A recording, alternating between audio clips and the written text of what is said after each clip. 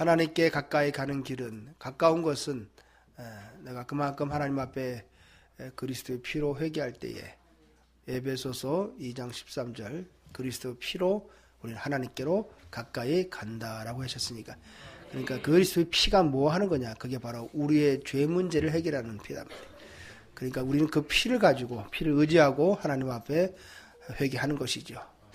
그러면 그 피가 나로 하여금 하나님께로 가까이 한다, 가까이 가게 한다라고 그렇게 기록되어 있는 말씀이기도 합니다. 자, 오늘 이 시간도 우리는 하나님께로 가까이 가셔야 됩니다. 네. 몸뚱이가 왔다고 해서, 육신이 왔다고 해서 가까운 곳이 아니라 우리의 마음이 와야 되죠. 마음이 하나님께로 가는 거죠. 그래서 여러분들이 세상 사람들이 뭘 제일 좋아하느냐? 뭐 때문이죠? 뭘 제일 좋아하죠? 돈 좋아하죠. 근데 그게 인간의 본성이죠. 그죠? 다 돈 좋아합니다. 좋아하는데 하나님이 뭐라 합니까? 네가 좋아하는 게 그 돈이지 않느냐? 재물이지 않느냐? 그것을 하늘에 심어봐라. 이렇게 말씀하면서, 그러면 재물이 있는 곳에 뭐가 있다고 그랬어요? 마음도 있지 않느냐? 그래서 네 재물을 하늘에 심으면 네 마음이 어디 있겠느냐는 거죠. 하늘에 있다는 거예요. 그래서 이 땅에 살면서 하나님 앞에 물질을 많이 심은 사람일수록 하나님 나라의 마음을 가장 많이 두고 있다는 거죠. 그래서 그들이 보게 되면 항상 뭐가 있냐면 소망이 있어요. 천국 가는 소망을 가지고 삽니다. 그러니까 그런 사람들은 땅에서 가난한 거 안 본 적 없어요. 내가 좀 못 먹고 못 사는 거 그거 하나도 중요하지 않아. 왜? 이것은 어차피 잠시 있다 가는 곳이기 때문에. 나그네 같은 인생이라 했으니 나그네가 돌아다니면서 다시 나가서 어떤 목적을 가지고 나갔다가 다시금 이제 내 집으로 돌아가야 되는데, 그 나그네가 나가서 객지에서 말이죠. 거기에서 뭐 할 겁니까? 거기서 뭐 꽃동산 같은 집을 짓고, 집을 짓고 거기서 그렇게 잘 먹고 잘 살라고 나간 게 아니지 않습니까? 배부르고 따뜻하고 하는 그런 걸 바라는 게 아니단 말이죠. 결국은 다시금 돌아가야 된다는 거죠. 잠시나마 고생길은 되는 거예요. 그게 순례자의 길이지 않습니까? 그래서 그리고 돌아갈 내 집을 생각하면서 자에게 부여받은 임무를 다 마치고 가는 겁니다. 우리는 하나님으로부터 로마서 11장 36절 주께로부터 나왔고 주와 더불어 이 땅에 살다가 마지막 다시 주께로 돌아가는 것이 인생이다라고 가르치는 게 로마서 11장 36절의 하나님 말씀이에요. 그걸 잊지 말고 사셔야 됩니다. 그러니까 이 땅에서 부귀영화 누리려고 하지 마시고 그냥 그런 것은 살아가는데 적당하면 됩니다. 예, 삼시세끼 잘 먹고 입을 옷이 있으면, 먹는 것과 입을 것만 있으면 뭐라 그랬어요? 족하다 그랬죠. 디모데전서 6장 7절 8절의 기록 아닙니까? 예, 먹을 것과 입을 것만 있다면 우리는 족한 것이다 했어요. 그래서 자족하는 것을 배워야 그게 신앙입니다. 예, 그러니 남 잘 되는 거 부러워하지 마시고 그냥 내 삶에 만족하시면 됩니다. 예. 다만 우리가 하나님께 복을 받은 것은 받아서 뭐 하는 겁니까? 나 잘 먹고 잘 사는 목적이 아니고 하나님의 일을 하기 위해서 그런 것이기도 하고, 또 그리고 그 축복받은 것을 가지고 하나님의 사랑을 이웃들에게 나누고 사는 것이, 그게 이웃을 사랑하는 계명을 지키는 삶이지요. 그 찔린 말씀을 붙들고 자꾸 기도하면서 그 앞에 말씀에 인정하면서 주님 내가 맞습니다. 그렇습니다. 말씀에 그렇게 되어 있는 거 나는 그렇게 살지 못했습니다. 이렇게 자복하면서 회개하면서 시간이 지나면서 우리 양심이 자꾸 살아나기 시작한단 말이에요. 그 양심이 살아나고 나면 그 다음에 내 행동이 들어올 때와 이 예배가 끝날 때 행동이 틀립니다. 그리고 우리가 보통 은혜 받았다 그래요. 사람이 은혜 받고 나면은요 삶이 행동이 달라집니다. 예. 뻐드름했던 사람이 굉장히 겸손해지게 돼요. 예. 남 봉사하기 싫었던 사람이 은혜 받고 나면요 누가 시키자라도 막 봉사하고 싶어서 난립니다. 나 좀 시켜주세요 할 정도로. 사람이 어떻게 그렇게 바뀔 수 있느냐. 그게 양심이 살면 그렇게 되는 거예요. 그 양심이 원래 인간을 창조할 때 가지고 있던 본래의 양심이 그겁니다. 근데 그 양심이 인간들이 범죄하면서부터 양심이 죽어가면서 양심이 제대로 기능을 못했어요. 그러다 보니 양심이라 하는 역할은 로마서 2장 보시면 잘 아시면 거기 나오면 양심은 본래 뭐 하는 거냐? 죄를 깨닫게 하는 게 양심이에요. 이게 히브리서 9장 22절에 보게 되면 양심으로 죄를 깨달아요. 그러니까 인간이 양심이 다 살아있으면요. 제대로 기능을 수행할 수 있으면은 굳이 하나님이 모세를 통해서 율법을 줄 필요가 없는 거예요. 무슨 말씀인지 이해가 되시나요?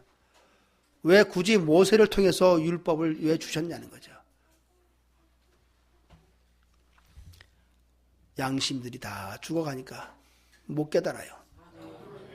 그래서 결국 하나님이 모세를 통해서 인간에게 율법을 줘서 그 율법서를 읽게 되면 그 안에 우리에게 죄가 무엇인지를 가르치는 그 내용들이 다 들어있어요. 그래서 율법으로서 뭔가 내가 그 율법을 행한다고 사람이 의롭게 되는 게 아니라 오직 율법으로는 죄를 깨닫는 것이라고 로마서 3장 20절에 그렇게 해서 말씀하는 거죠. 그러니까 율법을 주신 목적은 인간들이 죄를 깨달아야 되기 때문에 그런 거예요. 깨달아야 하나님 앞에 회개하고 그리고는 우리가 하나님 앞에 나아갈 수가 있기 때문이죠. 자, 그럼 오늘 이 시간도 우리의 양심을 살리기 위해서는 어떻게 보면 마음에 깨달음이 있어야 될 거 아니겠습니까? 여러분의 양심에 뭔가 찔려맞는 그런 시간 되셔야 된다는 거죠. 그런데 우리 아무리 돌아봐도 나는 어떤 말씀을 들어도 마음이 너무 무뎌가지고 들어도 감동도 없고 찔려맞는 것도 없고 이렇게 된다면은 그 사람은 되게 양심이 지금 화에 맞아 있는 거죠.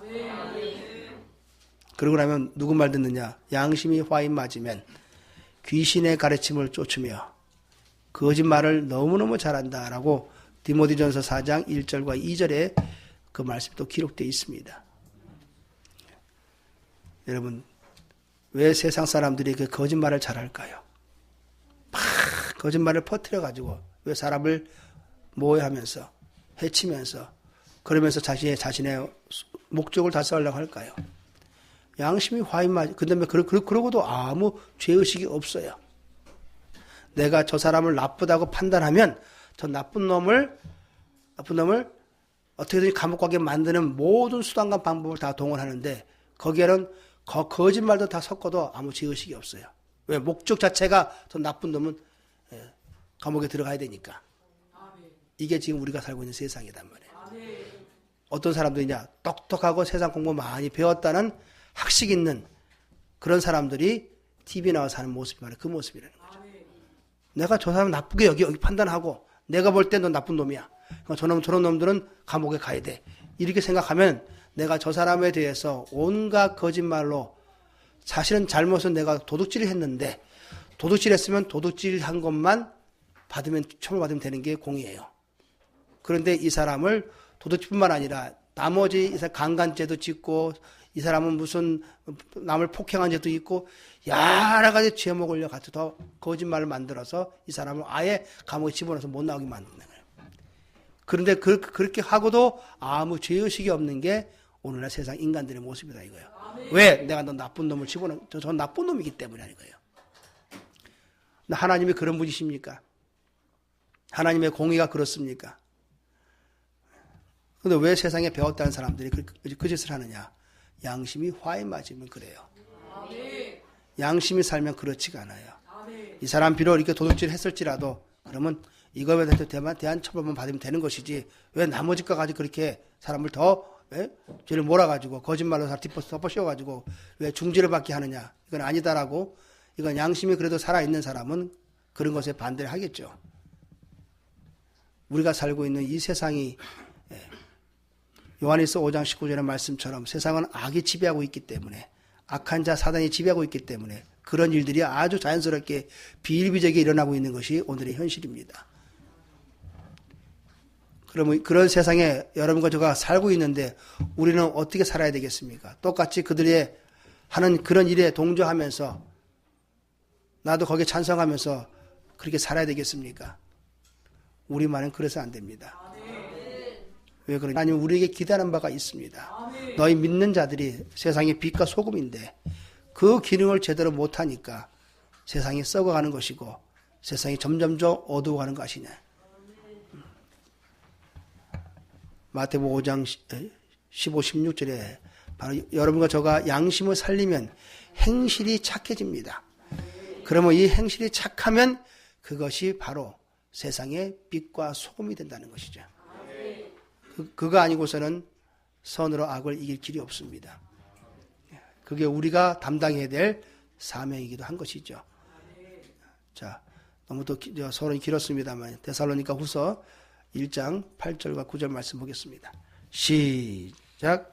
하나님 우리 주 예수의 복음을 복종치 않는 자들에게 형벌을 주시리니 이런 자들이 주의 얼굴과 교회의 형령을 떠나 영원한 멸망의 형벌을 받으리로다. 아멘. 2번 읽었네요. 그죠? 읽다 보니까. 자, 그리고 여기 본문 말씀이 딱 뭐 몇 가지로 이렇게 나눌 수 있습니다만은 여기 그냥 이 핵심의 포인트는 뭐냐?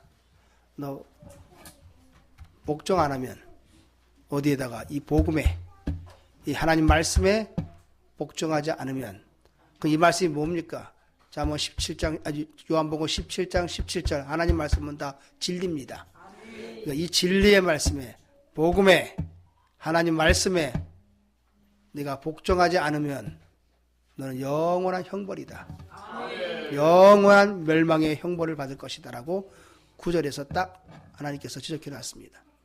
그럼 이렇게 말씀하신 하나님 우리에게 엄포하는 것이냐? 우리에게 하나님이 협박하시는 거냐? 아닙니다. 하나님은 사랑이시기 때문에 우리 협박도 안 합니다. 사실을 그대로 얘기할 뿐입니다. 그것이 진리이기 때문에. 그런데 내가 가짜일 때는요, 이런 게 협박으로 들립니다.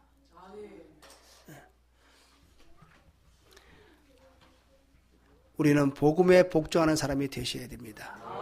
그렇지 않으면 여러분과 저도 우리가 예수를 안 믿는 세상 사람만 생각하시면 안 됩니다.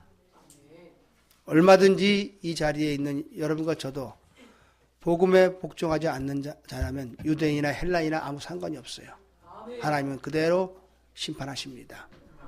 그러니까 교회에 왔다 갔다 하는, 마당 받고 왔다 갔다 하는 그런 사람 되지 마시고 우리 모든 하나님의 말씀에 복종하고 순종하여 함으로 사람의 도리를 다하는 그런 삶을 사셔야 됩니다.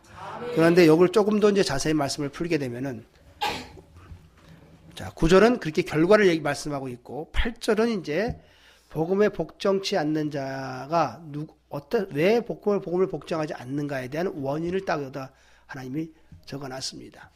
그게 뭐냐? 제일 처음에 나오는 하나님을 몰라서 그런다는 거예요. 그러니까 하나님을 모르는 자들을 먼저 앞에다 얘기하시고 그 다음에 이 하나님을 모르는 자들이 복음에도 복종을 하지 않는다는 거예요. 그럼 이걸 말씀을 거꾸로 얘기하게 되면 하나님을 알아야 하나님을 아는 자가 돼야 이 말씀에 순종하게 되는 것이죠. 여러분 듣는다고 다 순종합니까? 하지 않습니까? 지금도 여러분과 제가 이게 경험을 해보실 수 있어요. 오늘 말씀 들었어요. 예를 들어가지고 하나님 말씀에 디모데후서 2장 14절에 말다툼하지 마라. 말다투면 다 망한다. 라고 이렇게 설교만 들었는데 끝나가지고 예배 끝나고는 쉬는 시간에 뭔 일을 모르지만 뭐 때문에 막 큰 소리로 오고 가면서 막 다투고 싸우는 일이 벌어진다면 들어도 순종 안 하는 거예요. 그런 일이 있습니다. 그러니까 듣는다고 다 지금 이 말씀대로 순종하고 사는 게 아닙니다. 내가 하나님을 근본을 모르는 자가 되어 있으면 복종을 할 수가 없어요. 그래서 먼저 앞에다가 하나님을 모르는 자들과가 먼저 나와 있는 거고 그리고 하나님을 모르기 때문에 너는 이 복음에 복종을 못한다고 딱 그렇게 기록한 말씀이에요.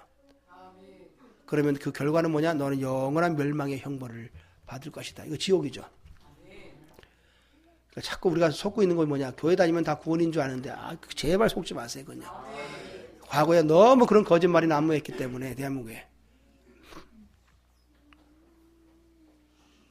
열처녀의 비유를 제가 자주 말씀드리지 않습니까? 10명의 처녀들이 나와서 마태복음 25장 얘기죠. 거기에 나와서 뭡니까? 똑같이 신랑 예수를 기다리고 있지만은 그 중에 5명이 미련한 자고 5은 슬기로운 자라고 그랬어요. 그 중에 분명히 슬기로운 5만 구원이 있고 나머지는 버림받아요. 그러니까 같이 앉아서 예배드리고 같이 교회에서 뭐 하나님을 섬긴다고 같이 일을 했을지라도 하나님은 사무엘상 16장 7절 말씀대로 우리의 중심을 마음을 보고 계신 분이기 때문에 우리 속을 들여다보고 계시기 때문에 겉포장지 가지고는 저분이 예수를 잘 믿는 것 같아. 아주 경건하신 것 같고 아주 하나님을 잘 섬기는 것 같아 라고 보일지 몰라도 속은 봤을 때 하나님이 아니다 하는 사람도 있어요. 그러니까 사람이 보는 기준과 하나님이 보시는 기준이 틀리다는 것이죠. 그렇기 때문에 아무도 몰라요. 그러니까 정말로 천국 갔을 때 누가 가장 큰 상을 받을 수 있는 사람인가에 대해서는 아무도 몰라요. 가봐야만 알아요. 분명한 것은 뭐냐? 땅의 기준과 인간의 생각과 하나님의 생각은 이사야서 55장 8절 말씀대로 하늘과 땅 차이로 틀리기 때문에 우리가 봤을 때 저분이 굉장히 훌륭해 보이는데 많은 사람들이 저 사람을 칭찬하고 했는데 근데 가보면 없을 수도 있어요. 그런 사람이. 땅에서는 사람들에게 인기도 많았고 많은 사람들이 그 사람을 훌륭한 사람이라고 그 사람의 업적을 높이며 그 사람을 칭송했지만은 천국 가보니까 없을 수도 있어요. 네. 그 땅의 인간의 기준 가지고는 안 돼요. 그래서 하나님 말씀이 있는 거예요. 그래 우리가 하나님 말씀을 많이 알아야 이 말씀이 저와 여러분에게 항상 잣대가 돼서 얼만큼 내가 삐뚤어져 있는가를 내 자신도 알고 남도 볼 수 있다는 것이죠. 그래서 어려서부터 성경을 배우라는 거예요. 그러니까 신앙생활이 어릴 때부터 예배드리고 말씀드리는 게 왜 중요하겠습니까? 그렇게 해서 성경을 바로 알아 배워가야만이 그 안에서 뭘 하나님의 지혜를 얻어낸단 말이에요. 여기 디모데후서 3장 15절이죠. 어려서부터 네가 성경을 알았는데 이 성경이 너에게 뭘 준다? 천국 가는 지혜를 준다 그래요. 왜 지혜가 날 천국 가게 하느냐? 또 이 성경하면 또 옆으로 많이 가겠습니다만 오늘 말씀하고 또 어차피 비슷하게 연결되기도 합니다만은 아무튼 그렇게 하나님 앞에 이 성경 말씀을 어려서부터 자꾸 읽고 이 말씀을 배우다 보게 되면은 우리가 하나님의 지혜를 많이 얻게 됩니다. 자, 하나님을 모르는 자들이 복음에 복종하지 않으니까 우리가 이 복음에 복종할 수 있는 사람이 되기 위해서는 첫째가 알아야 될 걸 하나님을 아는 사람이 되자는 거예요. 할렐루야. 하나님을 알자는 거예요. 그럼 우리가 왜 하나님 모릅니까? 그분은 성부, 성자, 성령, 성삼위 아닙니까? 예수 그리스도의 아버지 하나님 아닙니까? 이런 식으로 아는 거는 그걸 아는 게 아니에요. 여러분 성경에 여기 기록된 말씀이 구절로 보게 되면 32,000권이 넘는다고 합니다만은 아무튼 뭐 내용적으로 보게 되면 그 딱 한 권이에요.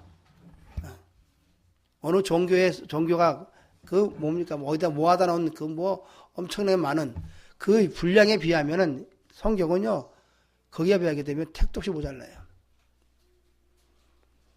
그러면 이게 정말 그 다른 종교의 그런 경전보다도 이게 못한 것이냐? 요한복음 21장 25절에 하나님 뭐라고 말씀합니까? 이 말 다 풀게 되면은 이 세상이 책꽂이라도 거기다 다 이 말씀을 다 갖다 놓을 수가 없을 만큼 그만큼 방대한 양이라는 거 끝도 없는 말씀이라고 말씀하는 거죠. 제가 조금 묵상해서 말씀을 깨달으면 가면서 보니까 말씀이 푸는 방법을 보니까 말이죠. 그거를 조금 이해해요. 조금. 그러니까 이렇게 되니까 이렇게 풀게 되면 또 이 말씀 또 나오겠네. 이러다 보게 되면은 성경의 양이 어마어마하게 나오게 되겠다는 거예요. 하나님이 기록한 방법이 놀라워요. 그래서 이거는 세상 머리 가지고는 되지가 않아요. 물론 베드로후서 1장 20절에 성령의 감동으로 기록된 말씀이니까 당연히 성령으로 이 말씀을 풀 수 있습니다만은요. 그 제가 이 자리에 있을 때마다 항상 똑같이 기도하는 제목이 하나 있어요. 나는 모르지 않습니까? 그래서 마태복음 10장 20절 말씀이 내 안에 성령님이 계신다면은 그렇다면은 나의 입을 하나님이 들어 쓰실 때에 성령께서 말씀을 하신다고 했으니까 저를 그렇게 써 주십시오라고 하는 기도가 항상 똑같은 기도를 합니다만은요. 왜? 그래야 제가 하는 게 아니라 내 안에 성령님이 감동하셔서 그분이 이 말씀을 전해야 그래야 이 말씀에서 실수가 없을 거 아니겠습니까? 또 그러면서도 순간순간 또 내 생각이 들어갈 수도 있으니까. 그래서 또 말씀 마치고 나면 잘못 전한 거 있으면 용서해달라고 또 회개기도 하는 것이죠. 자, 아무튼 하나님을 알아야 우리는 복음의 순종자가 된다. 말씀에 순종하는 사람이 된다. 그러면 우리는 천국 간다. 그런데 이 복음에 복종하지 않는 자가 누구냐? 하나님을 몰라서 그런다. 자, 고린도전서 1장 20절로 가겠습니다.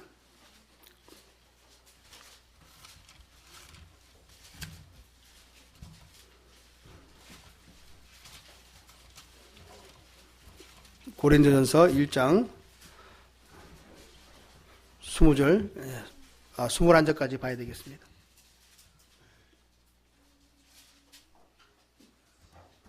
자, 한 목소리로 고린도전서 1장 20절, 21절 같이 읽겠습니다. 시작. 지혜 있는 자가 어디 있느냐? 선비가 어디 있느냐? 이 세대의 변사가 어디 있느냐? 하나님께서 이 세상의 지혜를 미련케 하신 것이 아니뇨? 하나님의 지혜에 있어서는 이 세상이 자기 지혜로 하나님을 알지 못하는 거로 하나님께서 전도에 미련한 것으로 믿는 자들을 구원하시기를 기뻐하셨도다. 아멘. 도대체 지혜 있는 자가 누구냐? 선비가 어디 있느냐? 변사가 어디 있느냐? 잘나고 똑똑한 자들이 어디 있냐 이거죠, 한마디로. 그렇게 그들이 이런 세상 지혜를 가지고 있지만은 그런 세상의 지혜를 지혜는 하나님이 그런 세상의 지혜는 미련하게 만들어 놨기 때문에 세상 지혜는 하나님이 미련케 하셨다고 그랬어요. 미련하게 만들어 놨기 때문에 그 미련한 세상 지혜로는 21절에 하나님을 모른다는 거예요. 아멘입니까? 그러면 하나님을 모르는 자들은 누구냐? 다시 말해 이 세상 지혜로 세상을 살아가는 자들이에요. 여러분과 공부를 많이 하셔도 그거를 늘 저도 그렇습니다. 공부를 저는 가만히 짧은 사람이기 때문에 할 말은 없는데 공부를 많이 하셔도 그것을 이 학문 가지고는 우리가 하나님을 알 수 없는 거라는 것을 근본적으로 마음에 갖고 있어야 되는 거예요. 그리고 하나님 앞에 나올 때는 세상 배운 공부 내놓는 게 아니에요. 그러니까 똑똑하게 많이 배웠다 하는 세상 지혜, 선비나 변사가 누구냔 말이에요. 이런 자들이 똑똑하다고 저들이 지혜롭다고 하지만은 하나님은 전부 다 그 미련케 했다는 거예요. 그러면 그런 세상 지혜로 봤을 때는요, 그들 눈에는요, 전도같이 미련한 게 어디 있어요? 인간 구원하는 게. 이게 마지막에 나오잖아요. 그래서 뭐니까 하나님께서 전도라고 하는 세상 지혜로 봤을 때 미련한 거예요. 미련한 방법으로 믿는 자들을 구원하시기를 기뻐하셨다는 거예요. 근데 하나님의 지혜로 볼 때는요, 전도같이 오는 게, 그거 외에는요, 우리 인간을 구원할 길이 없어요. 그래서 세상 지혜와 하나님의 지혜가 정반대입니다.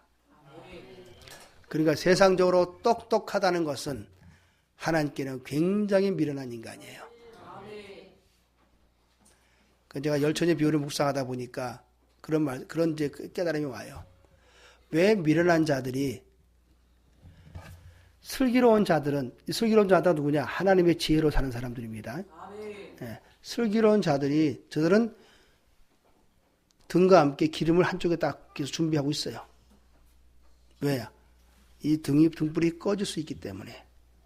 그런데 이 미련한 자들은 기름을 따로 준비 안 합니다. 그러죠? 여기까지 무슨 말씀인지 알아들으시죠? 왜 그랬을까요? 지 똑똑이단 말이죠. 신랑이 오시는데 걱정하지 마. 이 정도면 충분해. 이분이 몇시면 정하고 가. 그때까지 넉넉해. 따로 그거 한보따리 들고 힘들게 준비할 게 뭐 있어. 자기 판단으로, 자기 지혜로, 자기 똑똑함으로 그렇게 해서 따로 준비 안 하고 이 정도면 충분하다고 자신만만하게 하다가 당하는 거예요. 이게 세상 지혜단 말이에요. 우리는 이런 세상 지혜로는 하나님을 알 수가 없어요.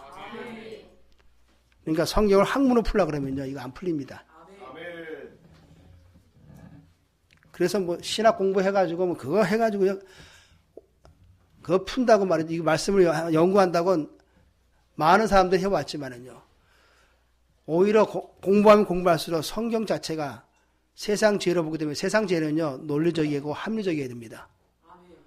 성경은 아무리 들여다봐도 합리적인 데가 없어요. 완전히 말해서 뻥치는 것 같이 들려요. 속된 말하면요. 말도 안 되는 소리가 앉아있어요. 그러다가 나중에 읽다가 때려쳐버리는 사람도 많아요. 근데 뭐 잠언 같은 말씀도 보게 되면 좋은 말씀도 있어요. 뭐 금원같이 읽힌다고 되어 있으니까. 그런 것들이 좋으니까 있습니다만은요. 예수님에 관한 사복음서 읽으려고 그러면요. 눈에 거슬리는 게 한두 가지가 아니에요. 그 중에 하나가 사람이 병이 났으면은 병의 원인을 찾아서 거기에 맞는 약을 넣어야 될 거 아니에요. 약을 먹고 치료해야 돼. 근데 뭐냐, 병 들었냐, 손 놓고 기도해봐라, 나한테. 그게 어떻게 세상에 있냐 말이죠. 그런 식이단 말이에요. 지금은요, 유전자 얘기가 있기 때문에 과거에는 죄 때문이라는 걸 몰랐어요. 조상의 죄 때문에. 그런데 이제 과학이 발전하다 보니까 유전자가 있잖아. 유전은 뭐니까 조상부터 물려받는 거 아닌 거예요. 근데 그니까 부모가 무슨 병에 걸렸으면 자식이 그런 데 걸린다는 거예요. 뭐 때문에? 유전 때문에. 근데 거기까지는 왔는데 그것이 뭐와 연관성이 있냐? 그 죄하고 연관성이 있다는 걸 모른단 말이거든요. 여러분이 행동 하나하나 할 때마다 좋은 일 하면 좋은 일이 전부 다 유전자화 돼서 후손에 내려갑니다. 나쁜 짓을 하게 되면 나쁜 게 유전자가 돼요. 저는 몰라요. 제가 그렇게 깨달음이 와서 언제 한번 저 목사님들하고 만나서 같이 대화를 하다가 그 깨달음을 얘기를 했어요. 어느 목사님에게. 근데 그 목사님이 뭐라 그러냐. 그 얼마 전에 TV 보니까 어느 다큐멘터리에서 방송에서 사람이 유전자가 어떻게 만들어지냐. 사람이 행동할 때 만들어진다. 얘기를 하더래요. 그거 제 깨달음이 맞잖아요. 연구를 해보니까 이러이러 행동하니까 도둑질을 많이 행동을 하게 되면 그게 자꾸 유전자가 되다 보니까 이게 내려가는 거예요. 내려가니까 자식은 뭡니까? 부모 한 걸 그대로 본 적도 없는데 그대로 하는 거예요. 더 시도도 못한다 할 소리가 나온 거예요. 이거는 인간 창조 이후로부터 있어 왔던 일들이에요. 그러니까 우리가 착한 일, 선한 일을 많이 하면은 그게 후손에게 내려갈 것이고 후손은 그걸 받아서 착하고 좋은 사람 될 거 아니에요. 그러면 착하고 좋게 살게 되면 그만큼 하나님의 복을 받게 돼 있어요. 저걸 어떻게 양심이 저러냐 말이죠. 어떻게 사람이 배웠다는 사람이 요즘 보세요. 우리나라 똑똑하다는 사람들이 논문 표절을 많이 했다 그러잖아요. 여러분 논문 표절이 뭐예요? 남이 이루는 성과를 자기가 따먹는 거 아니에요. 노력도 안 하고. 그거 도둑질입니다. 그리고 뭐 학위 하나 받아가지고 가가지고 교수하고. 그죠? 그거 가지고 심지어는요, 대한민국의 박사학위, 신학 박사학위는 95%가 가짜라잖아요. 저는 뭐 근처도 안 간 사람이라 할 말이 없습니다만은요. 제가 간증 여러 번 드렸어요. 저 웨스트민스터 신학대학에 들어갔을 때 1학년 들어가니까 그분이 자기도 박사학위 하나 있다 그랬어요. 근데 내 거 가짜입니다 그러더라고. 왜 가짜냐? 자기가 그냥 대충 한 것이지 그게 제대로 하려고 그러면 그 연구하고 해가지고 하려고 하면 정말 어려워서 쉽게 못한다 이거예요. 근데 그때 학장 되시는 이름 까먹었는데 우리나라에 거의 다 90% 가짜인데 한 5% 정도가 진짜래요. 근데 그 중에 한 분이 바로 우리 대학의 학장이 저기 진짜래요. 자기 걸 가짜래요. 그 솔직히 가짜라 하니까 자기도 하나 학위 있다 이기라. 제가 그걸 들으면서 마음속으로는 제가 좀 웃었습니다만은요. 제대로 해서 학위를 받을 사람들이요 별로 없다는 거예요. 그러나 그건 필요하고 왜 그거라도 하나 있어야 어디라도 좀 하든 좀 취직을 할 거 아니겠어요. 어디 명함이라도 한번 내밀려면요 또 보는 사람도 못 봐요. 그 학위 볼 거 아니에요. 어디 듣도 보지 못한 대학에 무슨 뭐 학위라도 하나 있어야 될 거 아니에요. 그러다 보니까 어지간한 사람은 다 남의 거 베껴가지고 한단 말이에요. 이게 지금 우리가 살고 있는 세상이네요. 텔레비 나와서 똑똑하다고 잘난 척하는 사람들이 다 뒤를 까보게 되면 다 그래요. 아닌 분도 있겠지만 아닌 분보다 맞는 사람들이 더 많은 게 오늘 살고 있는 세상입니다. 그것도 장기가 있어야 하지 머리 나쁜 것도 못합니다. 그것도요. 네. 제가 이 말씀을 왜 드리겠습니까? 세상에서 똑똑하다는 사람들 다 이러니까 그런 거에 우리가 말이죠. 사람 보고 그거 뭐 훌륭하다고 따라가고 이런 짓 하지 말라는 얘기입니다. 인간 미련한 게 뭐예요? 사람 따라다니는 게 미련한 거 아니에요. 고린도전서 3장 3절에 미련한 자가 누구냐? 사람을 따르는 자가 미련한 자예요. 우리는 하나님을 따라야 되지 사람을 따라가면 안 돼요. 그러니까 어떤 사람이 나와서 무슨 말을 했다 할지라도 우리가 참고적으로 내가 들어도 하나님의 말씀은 어떻게 되어 있느냐? 보니까 말씀이 이렇게 되는데 저 사람은 이렇게 딴소리 안 해. 이거 좀 모르는 사람이구나. 그거 말씀 들으면 안 돼요. 근데 하나님 말씀에 보니까 말씀이 맞는 소리 하네. 그러니까 저 사람은 좀 아는 사람이구나. 그거는 우리가 말씀의 기준에서 보고 판단해가지고 내가 받을 건 받고 버릴 건 버려야 된단 말이죠. 그러려면 내가 하나님 말씀 모르면 안 된단 말이에요. 그래서 어려서부터 뭘 배워야 되냐? 이 성경을 배우라는 건데. 그러니 우리가 뭡니까? 어릴 때부터 예배당 가서 말씀 듣고 하는 게 이게 얼마나 귀한지 몰라요. 세상 지혜는 미련한 거예요. 미련하기 때문에 자기 똑똑한 기준으로 자기 판단으로 결정을 내려서 나는 등불만 한번 차고 세워놓고 가면서 이 정도면 넉넉히 남아 했지만은 하나님은 곧 똑똑으로 사는 세상 미련한 자는 구원이 받을 수가 없기 때문에 그래서 하나님께서 더디옵니다. 분명히 예측하기로는 이 시간에 와야 되는데 거기 보시면요 신랑이 더디오더라 이렇게 나와요. 하나님 그걸 모를까요? 그 인간 미련한 인간 머리 좋은 거 똑똑으로 사는 거 거기다 하나님 과연 그걸 모르고 거기다 맞출까요 하나님이? 그러면 그놈보다 못한 거 아니야 하나님은요. 저 사람 봐라. 저 사람은 틀림없이 5분 뒤에 올 거야. 내가 기다려봐. 진짜 5분 뒤에 왔어요. 그러면 내가 저 사람을 지배하는 거 아니에요.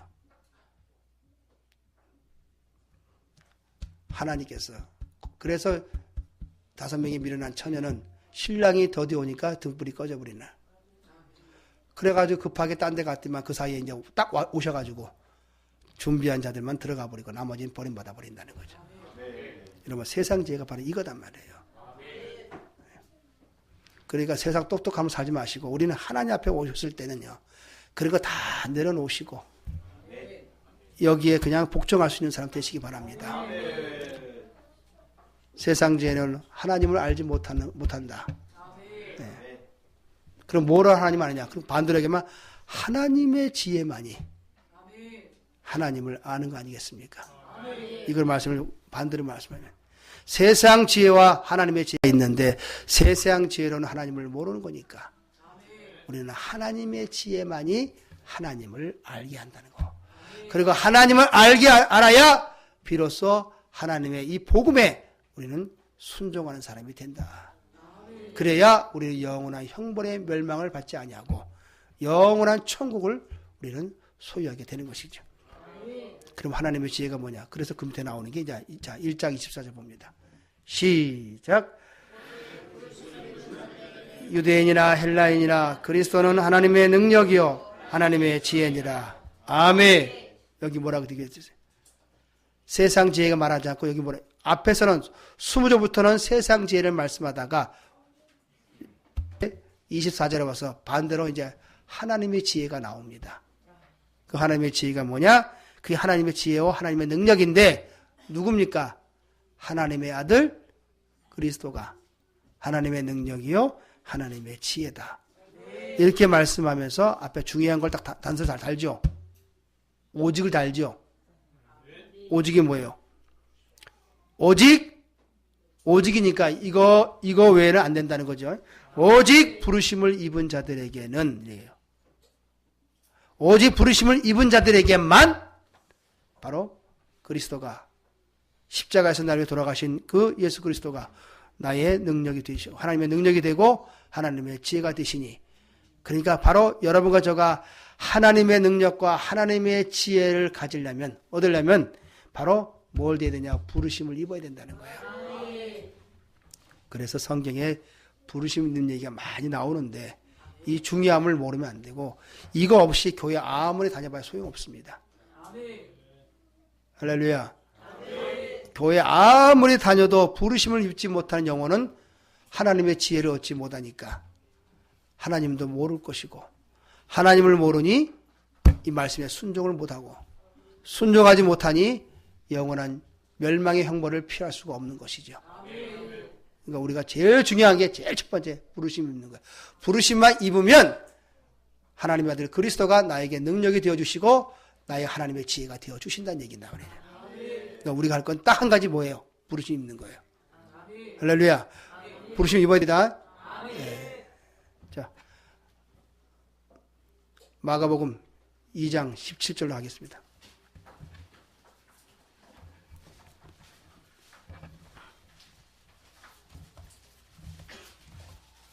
마가복음 2장 17절.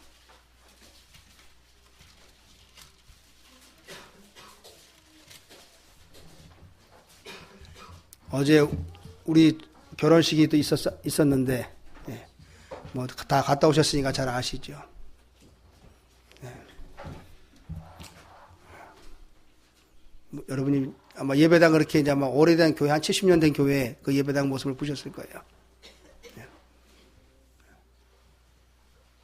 왠지 건물이 그러면은 사람도 그 건물 안에 들어가면은 그 건물의 어떤 분위기에 의해서 뭔가 이렇게 마음이 지배를 당합니다.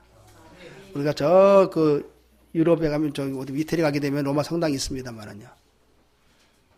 그 가톨릭 그런 데 가게 되면요. 그 분위기에 지금 여기 명동 성당 이런 데 가게 되면 분위기에 자신도 모르게 괜히 이렇게 엄숙해집니다.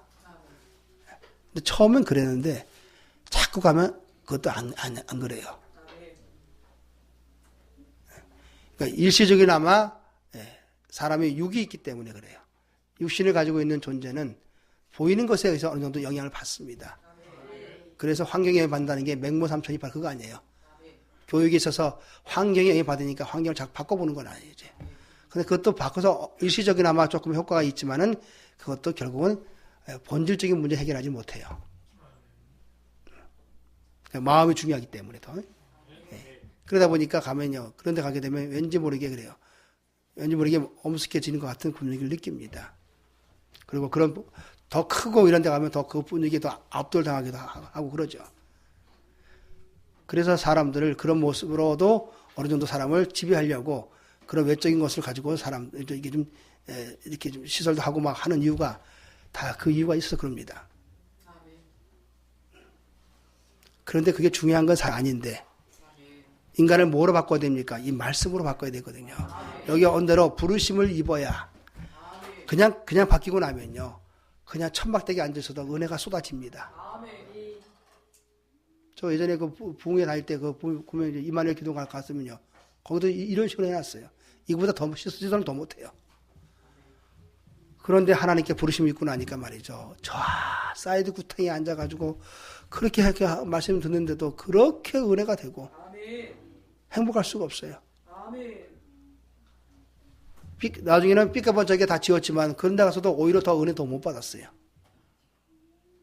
그러니까 일시적이나마 환경은 나에게 영향을 줄 수 있지만 그러나 끝까지는 안 된다는 거고.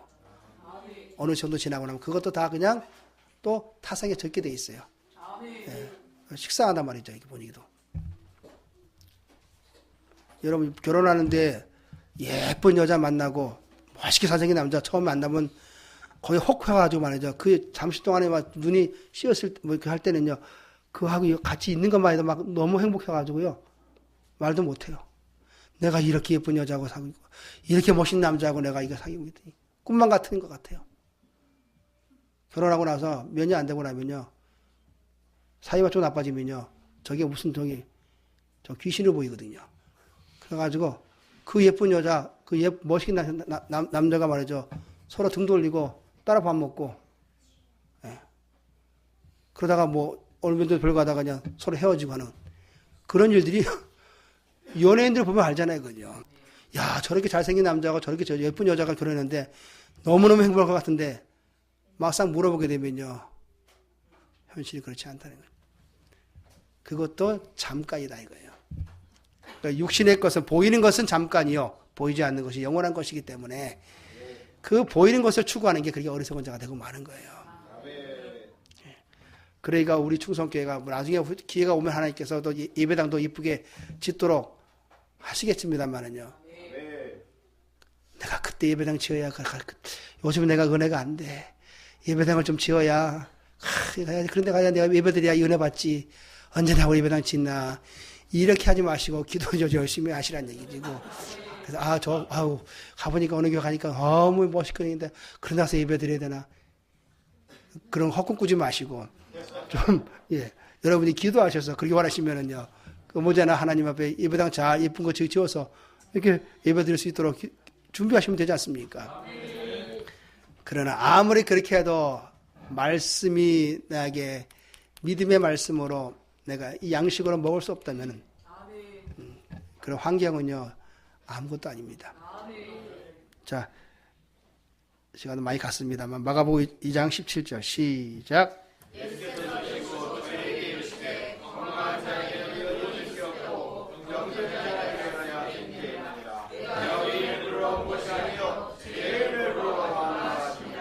아멘. 예수님이 이 땅에 오실 때 나는 뭐 때문에 왔다? 죄를 부르러 이 땅에 왔다. 나는 의인 부르러 온 적이 없다. 나는 죄인을 부르러 이 땅에 왔다. 이렇게 말씀해요. 왜? 우리가 부르심을 입어야 되니까. 지금도 마태복음 11장 29절에 보게 되면 수고하고 무거운 짐진 자들아 다 내게 오라고 부릅니다. 지금도 시편 50편 1절에도 해 뜨는 데부터 해지는 데까지 이 세상을 지금 하나님 다 부른다고 그랬어요. 거기에 여러분과 제가 부름받아서 왔으면은 그 다음에 뒤에 반드시 부르심을 입어야 돼요.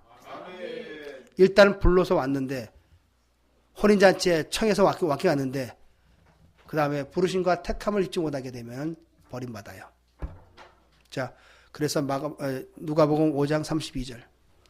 자, 불러서 뭐 시킵니까? 예수님이. 부르신 목적이 뭔가 나옵니다. 왜 불렀는가? 나는 의인 안 부르러 왔다.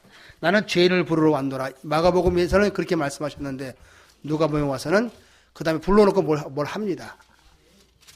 그게 바로 뭐냐? 여러분과 저를 회개시킵니다.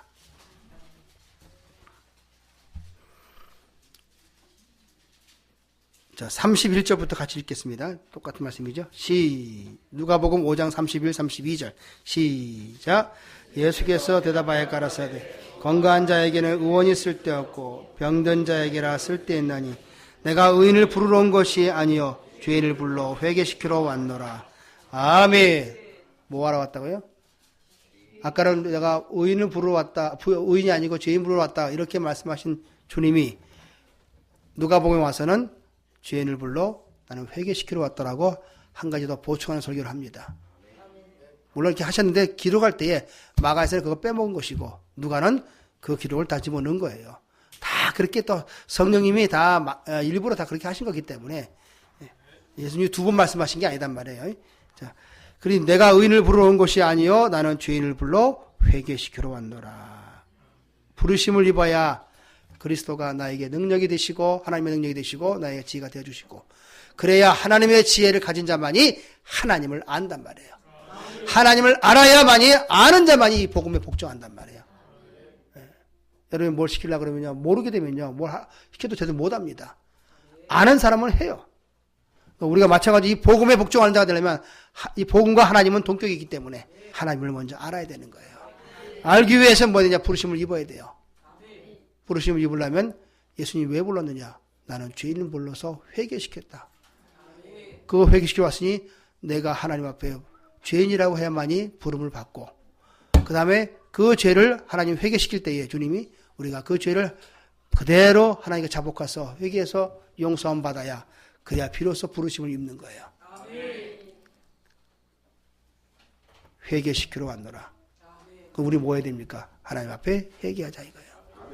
어제 했는데 어제 한 건 어제 한 거고요. 오늘은 또 다시 또 해야 돼요. 날마다지 어제 한 거 소용없습니다. 그때로 끝난 것이지. 어제 밥 먹은 거 무슨 소용이 있습니까? 오늘 또 먹어야지. 똑같습니다. 이 회개도 마찬가지예요. 왜 그러냐? 항상 내 안에서 죄가 나오기 때문이죠.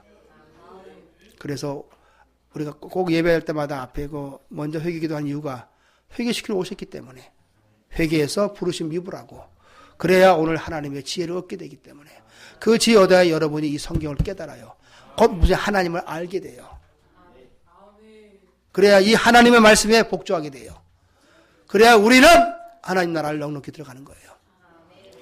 그렇지 않으면 우리는 복음에 불순종하게 되면 영원한 멸망을 피할 길이 없는 것이다. 회개시키러 왔다. 여러분 회개합시다. 할렐루야. 자, 하나 더 찾고 마칩니다. 마가복음 1장 15절. 그래서 회개하고 이 복음에 믿어라. 믿음이 뭐냐? 그 순종이니까. 이렇게 말씀하는 거죠.